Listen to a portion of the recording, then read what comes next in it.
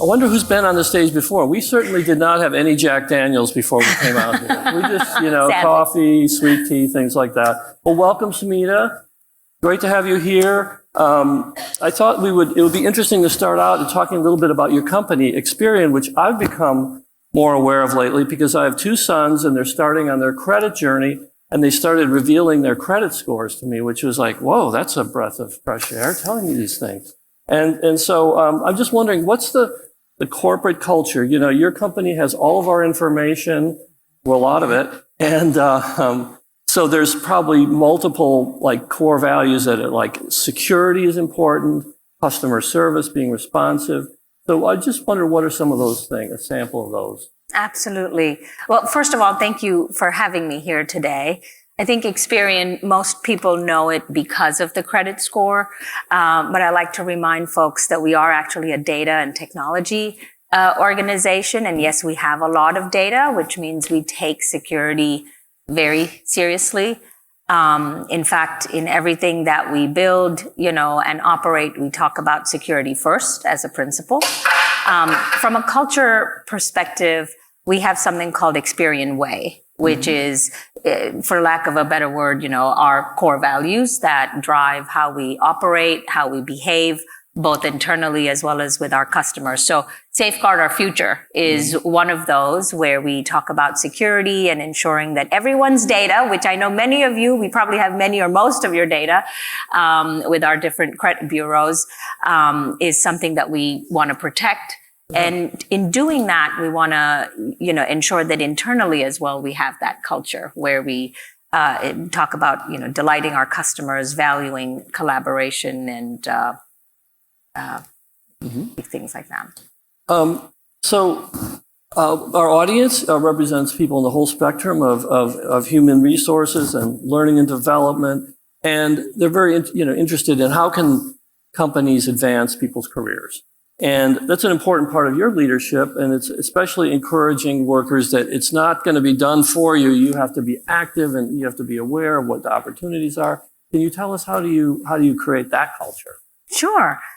First of all, I think there's no replacement for owning one's career.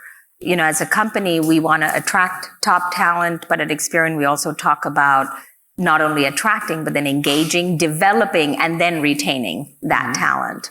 So we do have a variety of resources, that employees can choose from, whether that's training, whether that's opportunities to take different assignments. But what you cannot replace is the individual owning their own development. Only the individual can actually seize the opportunity and then deliver on it. So one of the things we try to do, both at the company and I personally like to do, is just encourage folks to understand that you are the author of your own destiny. So you have to take charge of your development, constantly evaluate, your strengths, and find ways to leverage them through your development plan, both personally as well as professionally. Do you think this is an important time to be emphasizing that? I mean, a lot of workers feel stuck. They're worried about the job market. They're worried about maybe losing their job. So is that kind of a good fit for the times in some ways? I believe there's never a bad time to be thinking about your career and thinking about development. So I understand that, the market tends to impact, availability of roles sometimes. But staying on top of it, regardless of what the market is doing in terms of ensuring you're continuously learning, continuously looking for opportunities to grow, to develop, to expand whether it's expertise, whether it's your soft skills. There's no bad time, Steve. Now, as an example, in your own career, you've probably taken multiple different paths. Is there some examples from your journey where you maybe took a chance or took a turn that people might not expect, not like a straight up the ladder kind of move? Yeah, absolutely. I'm one of those people that's taken a lateral move, or I don't like to call it a backwards move, but I've gone up and down that ladder, a few different times in my career. Maybe a couple examples I'll share. In my mid-20s, which was, we won't say how long ago. I remember I was a recruiter at the time, and there was an HR generalist type of a role. And I had applied for it, and peers, asked, well, why are you doing that? There's no increase in pay. There's no increase in grade. If anything, you're just going to have to learn some new things. And my philosophy was, the more I can expand my portfolio, the better that sets me up for success. And that lateral move I made there was, let's just say the rest is history. But very quickly, I was able to demonstrate success and demonstrate, that I can grow and have the potential. So I'm always encouraging everyone around me, whether it's on the team or even at the company, take some risks, take those moves that don't always come with a promotion or don't always come with added, higher grades, because in fact, the lateral moves, you're able to demonstrate success, and your change curve and your learning curve is actually shorter. So you get the right kind of attention when you're successful in those. So one thing that is interesting about your company is that there's a lot of potential moves because it's global. It's all around the world. You can tell us how many employees you have, but one thing that's very important too, that's part of that, I think, is a flexible work environment. So could you tell us how the sort of global nature of your company and reach kind of reaffirms your commitment to that? Sure. So just maybe for context, Experian has about 190 million consumers around the world, about 150,000, customers, and about 23,000 employees that are spread across the globe.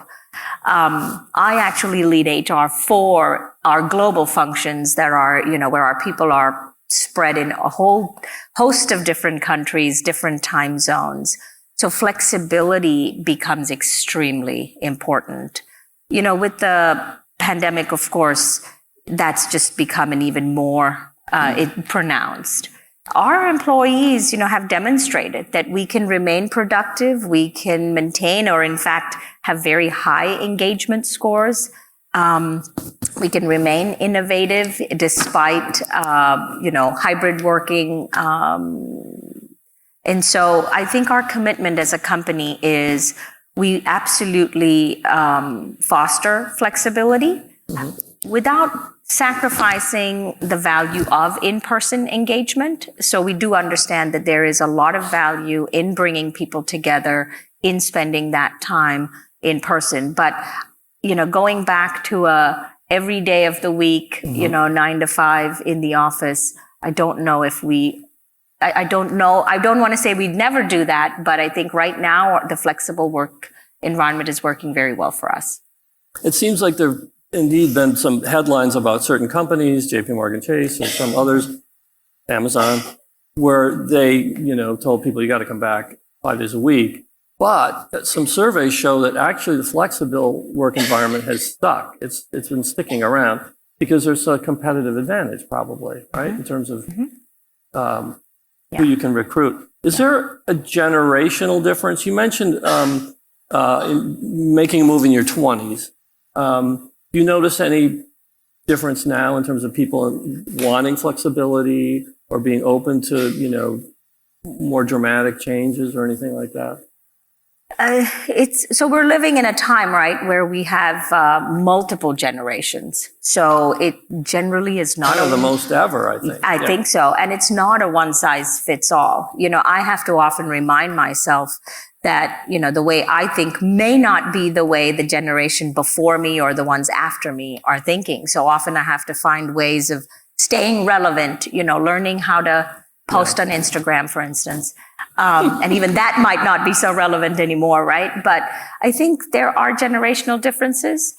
Flexibility, I think, is though something that I would say every generation appreciates.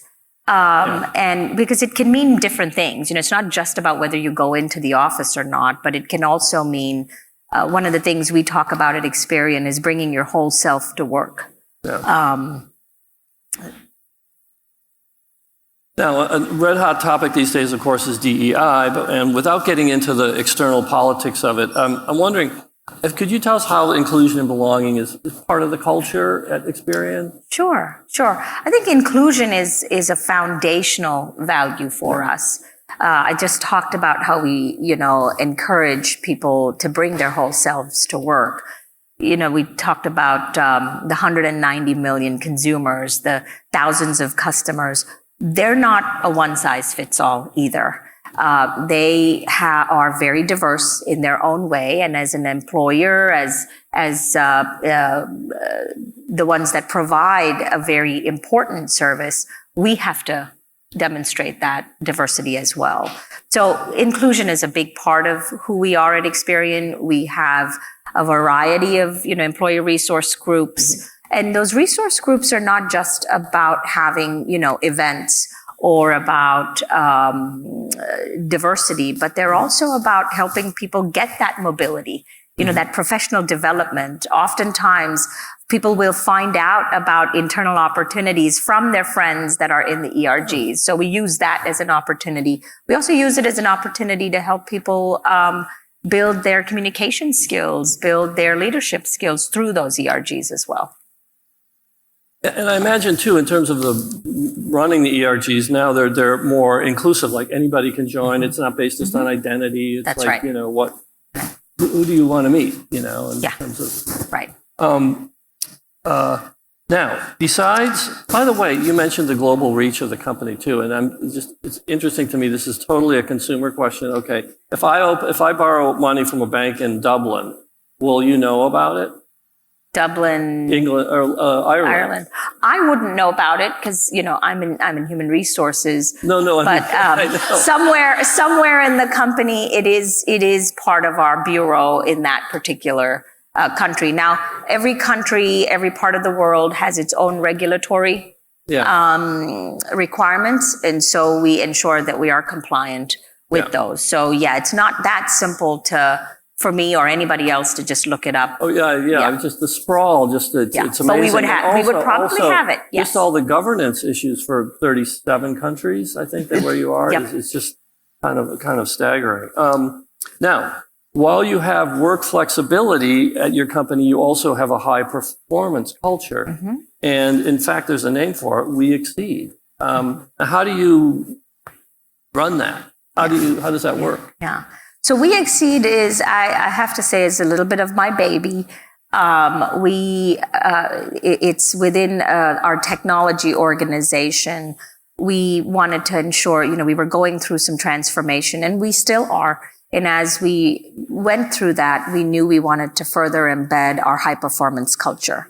And high performance culture, at least at Experian, is really about focus and ensuring that we deliver on our promises. So We Exceed is actually a program where we basically took our senior leaders within the technology organization. It's about 60 of them. And it combined a curriculum where there was some learning. So the concepts of high performance, whether that's ensuring you have a good, solid, dominant goal, or having, a very easy operating rhythm for your teams, to also then having very structured checkpoints where these team of 60 had to come and present their dominant goals to their peers as well as the senior leadership team.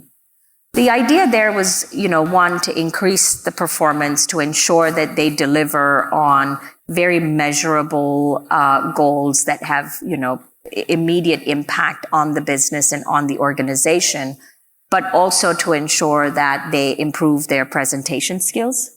Often I will talk with leaders to say, let's get your presentation skills to where they need to be. Always prepare for the day they call you to say, hey, we're going to take you to the board meeting and you're going to have to present, right? A lot of our technologists are fantastic at what they do, but they're not always very good at telling the story or at explaining what they do. So a big part of this program was not just performance from a results perspective, but also from those soft skills like presentation skills. Which, even though, it's high performance culture might seem like it's like, what can we get out of you and everything. But when you're telling somebody how to be a better presenter, you're actually helping their career. Absolutely. So these things fit together well. And Absolutely. I hope they appreciate that. Now, here's the point in the program at which you're probably all wondering, when is this guy going to ask about AI, right? So here we are. How do you embrace it? How do you get people to embrace it and also put some guardrails around it? Absolutely. So AI, which hopefully everyone has heard of, my philosophy is if you don't adopt it, you will get left behind. So as a company, we believe that too. And we absolutely have guardrails. We take we've put in a lot of effort into ensuring our people are equipped and trained to know how to use it, when to use it, why to use it, what type of information to use it for. Like we talked about earlier, we have data and we want to be very careful with it. But we have embraced it very much and we encourage the adoption of it. In fact, from a development perspective, I get very excited to talk about our AI coach. So we call her Nadia because we had to give her a name. She's AI, yes. She's AI. So she is a tool that we use that it has been educated on our strategy, on our characteristics of great leadership at Experian. And so if you're a leader, you can go in and use Nadia to just talk to her like she's a regular coach. If you had an executive coach, if you were preparing for whatever, a performance discussion with your team member, a career conversation with, the team or somebody that you might be mentoring. And I've used her, I call her, she's like a friend to me now, right? So I use Nadia all the time before I prepare for meetings or before I go into conversations. And our philosophy is embrace it. And so Nadia's learning all the time, right? And there are people on your staff or team. And then she's learning from the interactions with people. That's right. Like, what are the questions people ask and what's a satisfactory answer? That's right. Now, you have a new thing. It's a work in progress, talent marketplace. Can you just tell us just a bit about it? Sure. So very quickly, we haven't launched this yet. We're getting ready to. Internally, we call it Talent Marketplace, but to our employees, it will be what we call Find My Journey. So really, it's a simple tool where they can create a profile. And it has, again, been educated with our career framework, with some of our internal criteria. And what it does is it won't just wait for an employee or a team member to go in and say, I'm interested in making a move. It will proactively push positions internally to you that say, hey, Sumeeta, you might be interested in this. You meet about 60% of the requirements. There might be times when it's a really great match, and then that encourages me to apply. But the idea is we really want our people to be able to find their journey and find their development inside, and not have to leave to find it. Sounds great. Now, in the half a minute we have left, could you give our audience like one tip about how people can kind of stay focused on their work these days when there's so many headlines and so much back and forth? Any thoughts on that? Absolutely. I actually have two. Okay. So the first one is, we talked about presentation skills, good communication skills, and the ability to present never go out of style. So no matter what the environment, continuously looking to improve your communication skills, I think is absolutely key. And then the second one, which I have to say, there is absolutely no replacement for working hard and working smart, no matter what your, professional development journey is. And those two are not mutually exclusive. So. Okay. Well, thank you. Thank you. Thanks for being here, Sumeeta.